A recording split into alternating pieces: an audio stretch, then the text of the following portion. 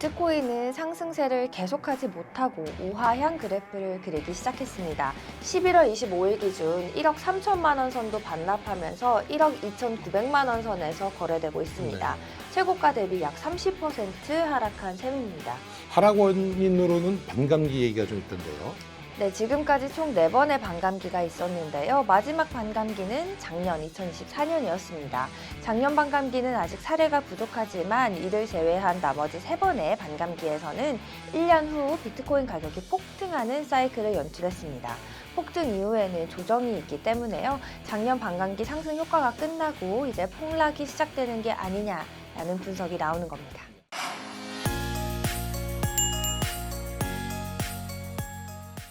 코인 시장의 핫 이슈를 알아보는 코인 사이트 시간입니다. 최근 대장주인 비트코인을 비롯해 이더리움, 리플 등 주요 알트코인까지 코인 가격이 급락했습니다. 일각에서는 이제 상승장 랠리가 끝난 것 아니냐 이런 관측도 나오고 있는데요. 원인으로는 반감기 효과 종료, 기관 매도, 달러 유동성 부족 등 다양한 요인들이 언급됩니다. 코인 시세와 코인 거래소 실적에 대해서 얘기 한번 나눠보겠습니다. 더벨 최명용, 노윤주입니다.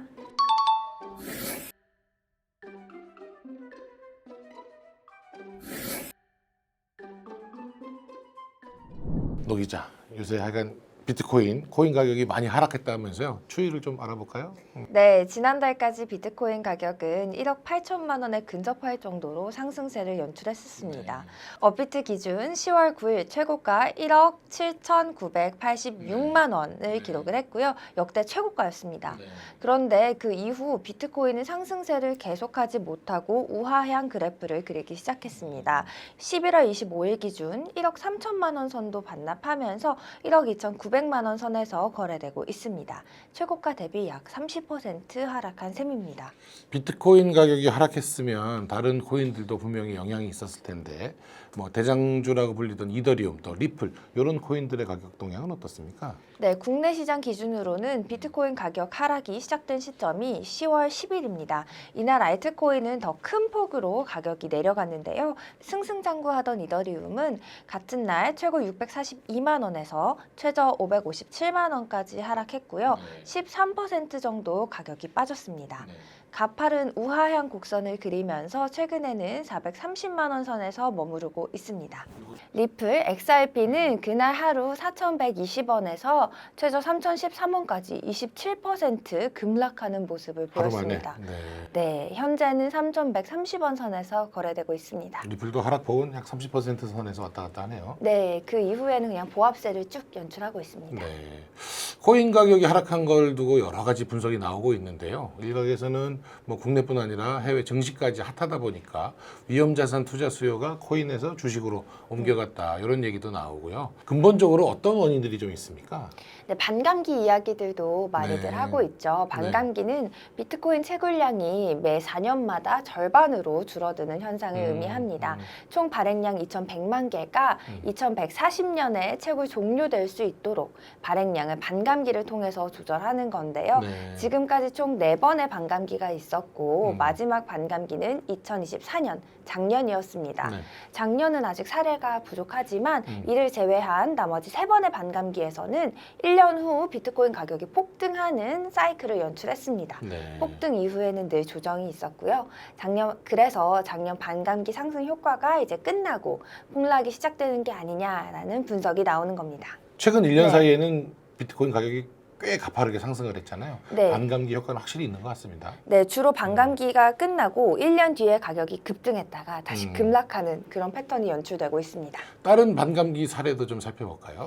네, 가장 대표적인 반감기가 2016년 반감기죠. 그 다음해인 2017년 전 국민에게 비트코인이라는 이름을 알린 소위 비트코인 붐이 일어났는데요. 반감기 전에는 50만 원대에 거래되던 비트코인이 2,500만 원을 돌파한 사건입니다. 그 이후에는 300만 원대까지 다시 하락했었죠. 1년 만에 50만 원에서 2,500만 원까지 50배가 올랐고요.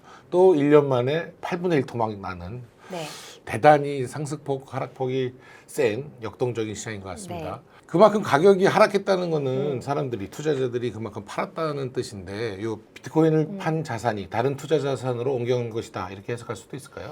네, 그래서 일각에서는 또 달러 유동성 공급 부족 이야기를 네. 많이 하고 있습니다. 네. 기관 투자자들이 가상자산을 막 사모으다가 이제는 달러를 확보하려고 한다는 해석인데요.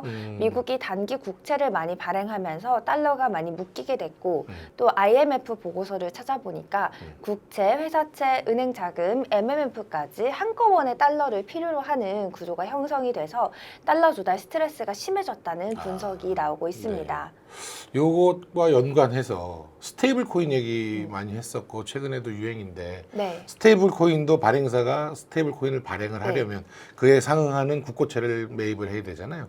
이런 원인들도 이 달러 조달 이슈의 네. 한 원인으로 생각할 수 있지 않을까요?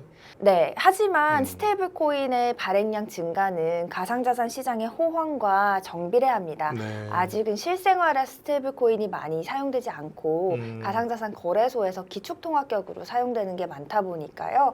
가상자산 시장이 호황을 맞이해야 스테이블 코인 발행량도 확 급증하고, 그렇지 않으면 뭐 당장 현금화는 하지 않겠지만 스테이블 코인의 추가 발행이 그렇게 많지는 않을 것으로 해석됩니다.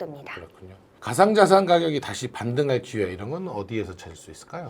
12월 연방공개시장위원회 FOMC 결과가 관건일 듯 합니다. 12월에 양적 긴축을 중단하기로 이미 10월 회의에서 결정한 바 그렇죠. 있고요. 네. 기준금리는 동결과 인하 아직 팽팽하게 논의가 이뤄지고 있는 듯 하지만 시장의 달러 유동성이 증가한다면 위험 자산에는 긍정적인 신호로 여겨지기 때문에 FOMC 회의를 유심히 지켜봐야 할 것 같습니다. 어제 그러니까 11월 25일에 끝난 미국 증시에서는 금리 인하론이 다시 두각이 되면서 나스닥이 오르기도 했는데, 금리 인하, 주식시장, 비트코인 이런 것들의 상관관계, 이런 건 어떻게 설명을 하죠? 과거에는 주식시장, 특히 나스닥 시장과 비트코인의 가격이 서로 동조하는 모습을 보였었습니다. 네. 나스닥이 오르면 그 기저효과로 비트코인도 오르는, 둘 다 위험자산이다라는 인식이 강했는데요. 네네. 가상자산 시장이 점점 커지면서 또 하나의 투자 시장으로 자리 잡으면서 더 이상 동조하지 않는 모습이 연출되고 있습니다. 투자 자금이 주식시장으로 몰리면 가상자산 시장이 주춤하고 또 가상자산으로 몰리면 주식시장이 주춤하는 이런 현상이 계속되고 있습니다. 비트코인 가격이 이렇게 급등락하고 있는데 국내 가상자산 거래소 실적은 어떻습니까? 3분기에는 아무래도 상승장 효과가 있었으니 매출이나 영업이익 이런 게 좀 좋았을 것 같습니다.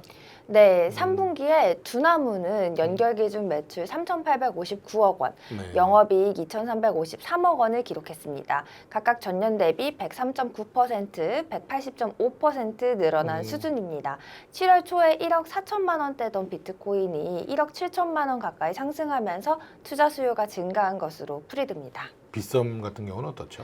빗썸도 실적이 크게 다르지 않습니다. 오히려 증가세로만 보면 빗썸이 훨씬 좋았는데요. 네. 3분기 매출은 1,960억 원으로 전년 동기 689억 원 대비 184.4% 증가했고요. 네. 영업이익은 701억 원으로 전년 동기 80억 원과 비교해 771.1% 급증했습니다. 대단히 많이 올랐네요. 빗썸은 어떻게 보면 추격자인 거잖아요. 네. 그래서 여러 마케팅 공세를 펼치면서 시장 점유율이 상승한 게 실적 개선의 키포인트였습니다. 빗썸이 영원 수수료도 내고 그랬는데 어떻게 이렇게 매출하고 이익이 많이 늘었죠? 네, 영원 수수료, 무료 수수료 정책을 펼치긴 했지만요. 네. 그 중에서도 중요한 테더나 비트코인, 이더리움 같은 종목은 수수료 무료 종목에서 제외했기 때문에 가능했던 것으로 보입니다. 4분기에 하락장이 좀 시작이 됐으니까 4분기 이후 전망은 어떻습니까? 네, 4분기에는 하락장이 시작되면서 이와 같은 실적을 유지하기는 어려울 것이라는 네. 전망이 나옵니다. 네. 다만 거래소는 주 수익원이 거래 수수료이기 때문에 투자자가 살던 팔던 이익을 보는 구조거든요. 그렇죠. 그래서 단기간 가격 변동성이 계속 커진다면 일정 수준 매출은 낼 수 있을 것으로 풀이됩니다. 자고 일어나면 상황이 180도 달라지는 게 가상자산 시장입니다. 시장 초반에는 채굴자들의 매도, 고래의 움직임 등에 따라 시세가 갈렸다면 이제는 제도권에 편입되면서 매크로한 경제 이슈들과 연관성이 커지는 것 같습니다. 앞으로도 코인 시장의 향방 계속 지켜보겠습니다. 오늘 말씀 잘 들었습니다. 감사합니다.